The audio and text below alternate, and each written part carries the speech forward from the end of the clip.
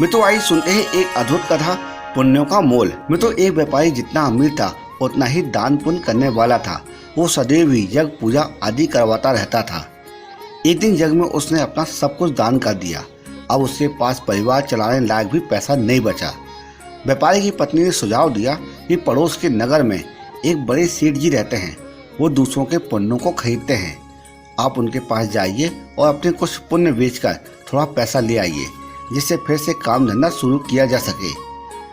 पुण्य बेचने की व्यापारी की बिल्कुल भी इच्छा नहीं थी, लेकिन पत्नी के दबाव और बच्चों की चिंता में वो पुण्य बेचने को तैयार हो गया। पत्नी ने रास्ते में खाने के लिए 4 रोटियां बांध दी। व्यापारी चलते चलते उस नगर के पास पहुंचा जहां पुण्य के खरीदार सेठ जी रहते थे। अब उस व्यक्ति को भूख लगी।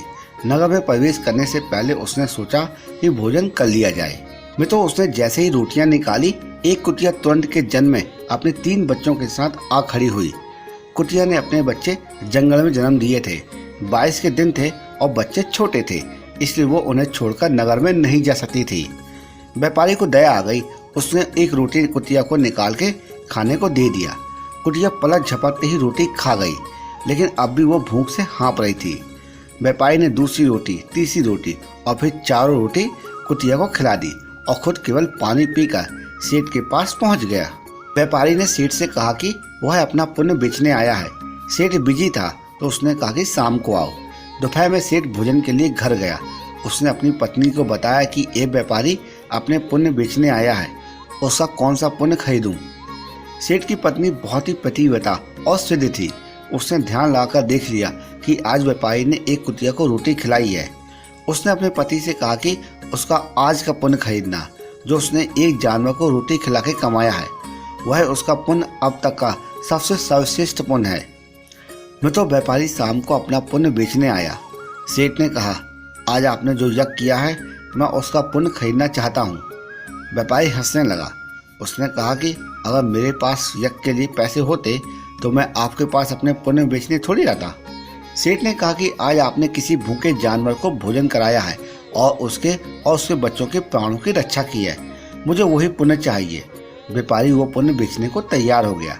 सेठ ने कहा कि उस पुण्य के बदले वो व्यापारी को 4 रोटियों के बराबर हीरे मोती देगा। अब 4 रोटियां बनवाई गई और उसे तराजू के एक पल्ले में रखा गया।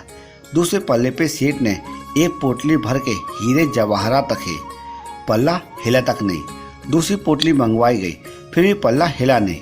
कई पोटलियां रखने के बाद जब पल्ला नहीं हिला तो व्यापारी ने कहा, सेठ जी मैंने विचार बदल दिया है, मैं अपने पुण्य नहीं बेचना चाहता हूँ। व्यापारी खाली हाथ अपने घर की ओर चल पड़ा। उसे डर हुआ कि कहीं घर में घुसते ही पत्नी के साथ कलह शुरू हो जाए। मित्रों जहाँ उसने कुटिया को रोटी डाली थी वहाँ से कुछ कंकड़ पत्थर उठाए और साथ में रखकर गांठ बांध दी। घर पहुँचने पर पत्नी ने पूछा कि पुण्य बेचने पर कितने पैसे मिले हैं। उसने थैली दिखाई और कहा कि इसे हम भोजन के बाद रात को ही खोलेंगे। इसके बाद वो गांव में कुछ लोगों से उधार पैसे मांगने चला गया। उधर उसकी पत्नी ने जब थैली देखी तो उसे सब्र नहीं रह गया। पति के जाते ही उसने थैली खोली। उसकी आंखें फटी की फटी रह गई। थैली में हीरे जवाहरात से भरी थी।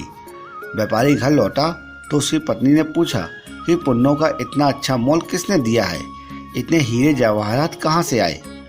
व्यापारी को अंदेशा हुआ कि पत्नी सारा भेद जानकर ताने तो नहीं मार रही है, लेकिन उसके चेहरे की चमक से ऐसा नहीं लग रहा था। व्यापारी ने कहा, दिखाओ कहाँ है।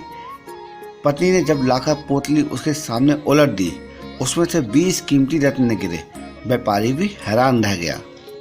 फिर उसने अपनी पत्नी को सारी बातें बता दी।